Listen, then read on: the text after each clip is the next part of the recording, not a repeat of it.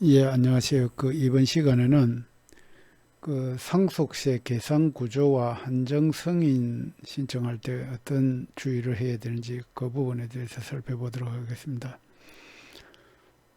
그런데 한정 승인 이걸 잘못하면은 그러니까 보통 한정 승인은 이제 채무가 많아가지고 또는 채무가 채무라든지 재산 상태가 정확하게 파악이 안 돼가지고 일단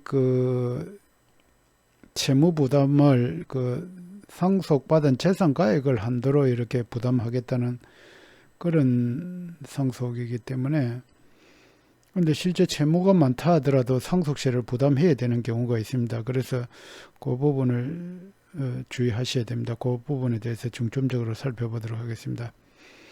일단 상속세 계산 구조가 어떻게 되어 있냐면은 총 상속재산가액이 있습니다. 여기 총 상속재산가액은 그러니까 돌아가신 분이 돌아가신 날 현재 보유하고 있는 재산이 되겠죠. 그런데 이제 세법상으로는 돌아가신 날 현재의 재산뿐만 아니라 1년 내에 또는 2년 내에 처분한 재산가액이 1년 내에 2억 이상 재산을 처분, 2년 내에 5억 이상을 재산을 처분했을 때는 처분한 금액이 소명되지 않으면은 민법상으로는 그게 상속재산이 아니지만 세법 상속세 계산할 때는 이 재산가액으로 들어갑니다. 세법상으로는 재산가액에 들어갑니다. 세금 계산할 때는. 그 다음에 이제 이 총 상속재산가액에서 이제 비과세 재산가액, 금양 임야나 문화재, 문화재 주택 그런 거 있잖아요. 경주, 요는 금양 임야, 선산이 있는 임야. 이런 거는 재산가액에서 빼고, 그 다음 과세가액 불산입, 공익법인에 출연한 재산, 공익신탁한 재산을 빼줍니다. 그 다음에 또 공제금액이 이제 공과금이라든지 장례비용 채무는 빼줍니다. 이렇게 빼면은 이제 그렇게 빼고 그 다음에 이제 가산하는 증여재산이 있는데 이거는 사전 증여한 재산, 창업자금 증여 이것도 이제 사전 증여한 재산이고 가업승계 관련 주식 증여재산 이런 걸 다시 가산을 합니다. 그래서 과세가액이 있고 그 다음에 이제 상속 공제를 빼주는데 이제 일괄 공제, 배우자 공제, 금융재산 공제, 동거주택 상속 공제, 가업 상속 공제, 영농 재산 공제 이런 식으로 빼고 나면 이제 과세 표준이 나오고 여기에 이제 재산가액에 따라서 이제 세율을 적용하면 이제 산출세액이 됩니다. 그래서 이제 이번 시간에 이제 한정승인 시 주의할 점이 뭐냐면은 근데 한정승인이라는 거는 민법에 이제 제 조문이 있죠. 보시면은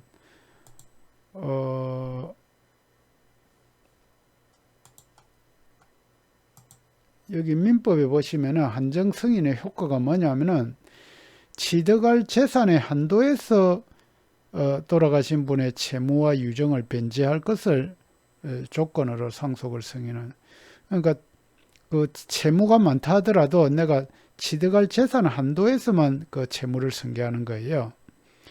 그리고 상속인의 수인인 때는 각자가 나는 상속 포기를 할 수가 있고 또 그러니까 큰형은 상속 포기, 둘째는 나는 또 한번 배팅을 해보겠다 해가지고 한정 승인을 할 수 있고 이렇게 상속인 각자마다 자기 형편에 따라서 할 수가 있습니다.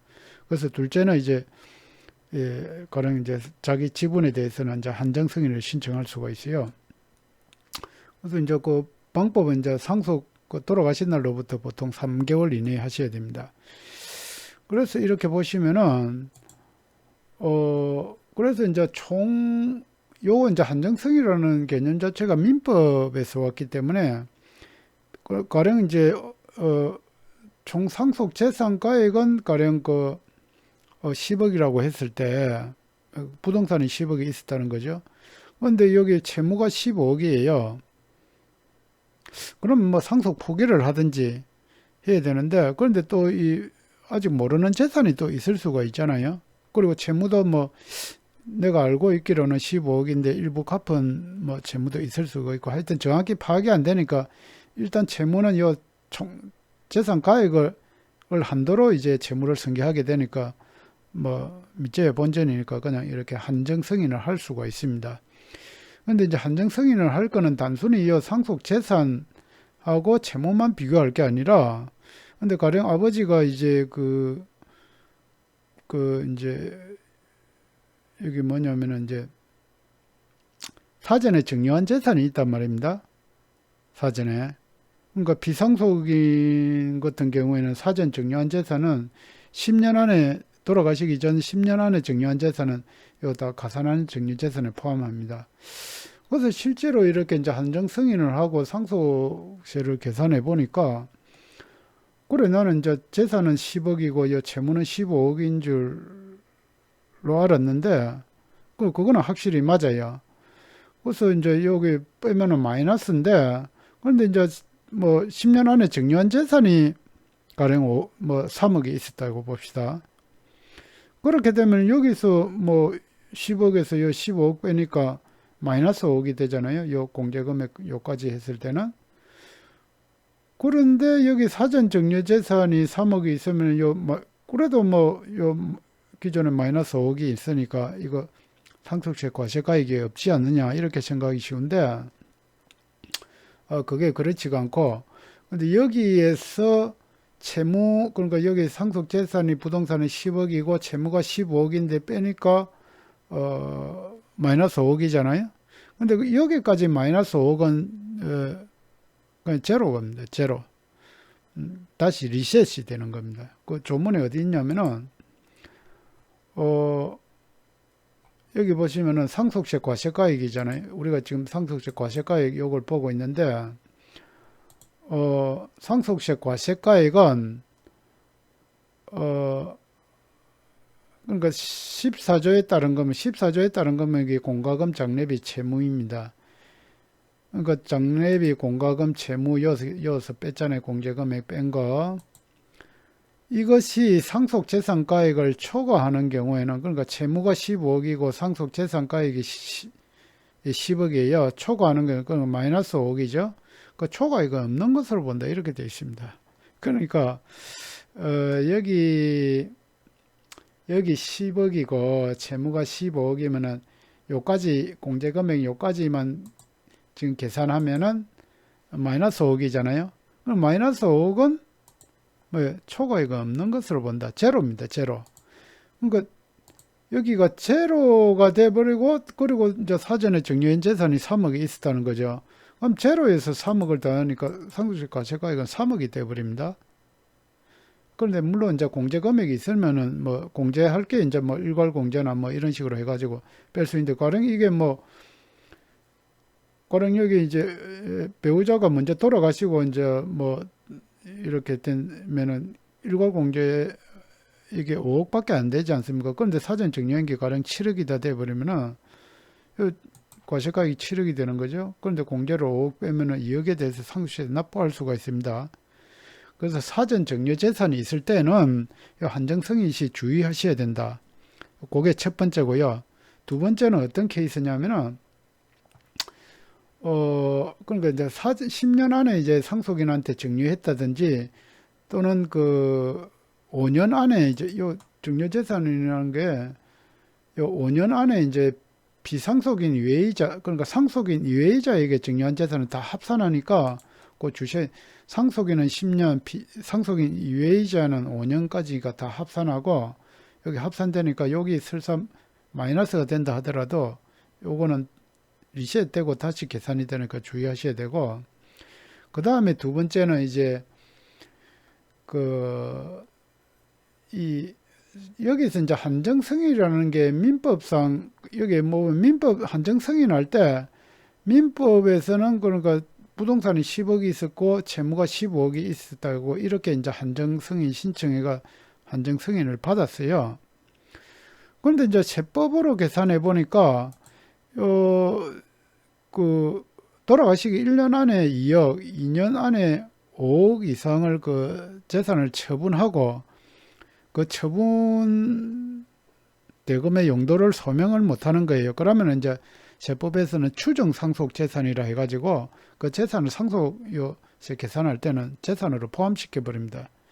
그래서 돌아가시기 이전에 그러니까 뭐 가령 32억을 처분을 해버렸다는 거죠. 가령 그 재산별로 부동산 또는 뭐 현금, 예금, 또 기타 재산 이런 식으로 재산별로 이렇게 합산하도록 되어 있는데, 그 이제 2억은 빼줍니다. 가령 32억을 처분해버리고, 그러니까 2억을 뺀 30억이 합산이 돼버립니다. 그럼 세법상으로 총 상속재산가액은 40억이 되는 거예요.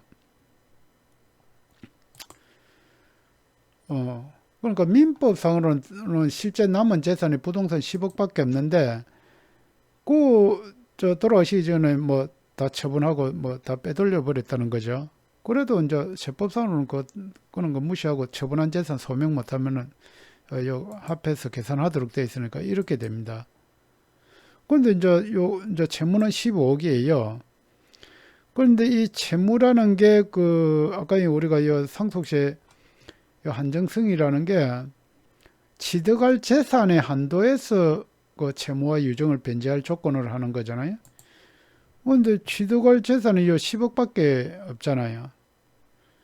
그러니까 채무는 15억인데 취득할 재산이 10억밖에 안 됩니다. 그럼 세법상으로 하는 추정 상속 재산은 이게 취득할 재산이 아니잖아요.